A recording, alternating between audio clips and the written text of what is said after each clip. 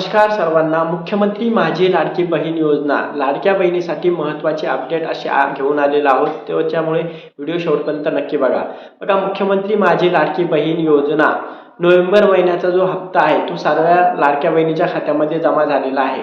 पण जो डिसेंबर आहे आणि चालू जानेवारीचा असे 2 हप्ते लाडक्या बहिणीच्या खात्यामध्ये असे 3000 रुपये एकूण संक्रांतीच्या आधी जमा होणार अशी न्यूज आलेली होती आणि सगळ्यांना तसं आनंदही झालेला होता. पण आता सध्या विरोधी पक्ष यावर आक्षेप घेत आहेत आणि हे सरासर चुकीचं आहे असं सांगत आहेत की निवडणुकीच्या तोंडावर जर तुम्ही लाडक्या बहिणीच्या खात्यामध्ये पैसे टाकताय तर कुठंतरी याचा परिणाम निवडणुकीला होतो. त्याच्यामुळं विरोधी पक्ष नेते, विरोधी पक्ष या सगळ्या गोष्टीला पैसे टाकायला जे मकर संक्रांतीच्या निमित्तानं 3000 रुपये सरकार टाकणार होतं, तर त्या निमित्ताने बाकीचे पक्ष, बाकीचे विरोधक त्याच्यावर आक्षेप घेत आहेत आणि अशा गोष्टी निवडणुकीच्या ऐन तोंडावर करण्यासाठी विरोध करत आहे.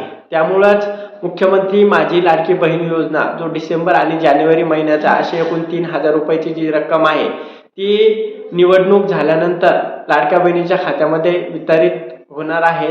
तर लाडक्या बहिणीसाठी जो मकर संक्रांतीचा जो आनंद होता तो पुढे ढकलण्यात आलेला आहे आणि सध्या तरी लाडक्या बहिणीच्या खात्यामध्ये मकर संक्रांतीच्या निमित्तानं जे पैसे पडणार होते तर ते सध्या थांबवलेले आहेत. सध्या लाडक्या बहिणीच्या खात्यामध्ये जो डिसेंबर आणि जानेवारी महिन्याचा हप्ता आहे तो येणार नाही. तो सध्या विरोधी पक्षामुळं आणि निवडणुकीच्या तोंडामुळं हे सर्व थांबवण्यात आलेलं आहे आणि जसंही निवडणूक संपणार तसंही लाडक्या बहिणीच्या खात्यामध्ये जे उर्वरित रक्कम आहे डिसेंबर आणि जानेवारी महिन्याची ती लाडक्या बहिणीच्या खात्यामध्ये वितरित करल्या जाणार आहे.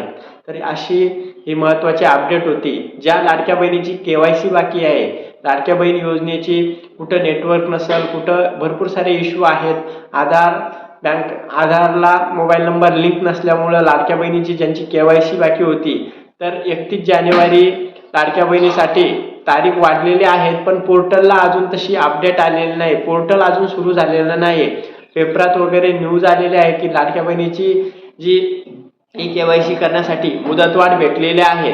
पण लाडक्या बहिणीची जी ऑफिशियल वेबसाईट आहे त्या ऑफिशियल वेबसाईटवर असं काही ऑप्शन आलेलं नाही की आपल्याला परत एकदा लाडक्या बहिणीची KYC करता येईल. जसंही लाडक्या बहिणीच्या ज्यांची KYC बाकी होती, जर लाडक्या बहिणीची वेबसाईट सुरळीतपणे सुरू झाली तर तशी आपल्यापर्यंत अपडेट दिल्या जाईल आणि ज्यांचे पैसे बंद झालेले असेल, ज्यांची KYC चुकीची झाली असेल किंवा ज्यांची KYC राहिलेली असेल अजून पण, तर त्यांना ते ऑप्शन ती KYC करता येणार आहे. तर बऱ्याचशा दुर्मिळ भाग आहेत जिथं नेटवर्क नाही आहे, अशा भागातील महिलांची खरोखर KYC बाकी आहेत आणि त्यांचं घर खर्च या लाडक्या बहिणीच्या 1500 रुपयावर चालत होता आणि त्या घर खर्चामुळं त्या लाडक्या बहिणी आनंदित होत्या. आणि अशाच काळामध्ये जर लाडक्या बहिणीच्या त्यांना 1000 लाभ बंद झाला तर लाडक्या बहिणी भरपूर साऱ्या नाराज होऊन जाईल. त्याच्यामुळं जानेवारीपर्यंत नक्कीच मुदतवाढ देऊन जानेवारी लवकरच वेबसाईट सुरू करून उर्वरित राहिलेल्या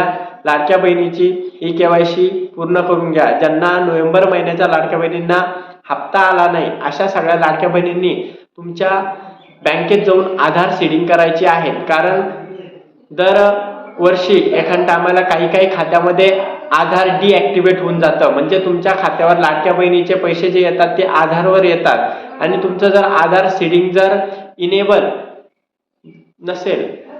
असेल तरच तुमच्या लाडक्या बहिणीच्या खात्यामध्ये पैसे येतात आणि ते डिसेबल झालं तर लाडक्या बहिणीचे जे नोव्हेंबर महिन्याचे हप्ते होते ते बऱ्याचशा लाडक्या बहिणीच्या खात्यामध्ये आले नाही. त्यांच्या भरपूर साऱ्या तक्रारी, भरपूर साऱ्या कमेंट बघितल्या.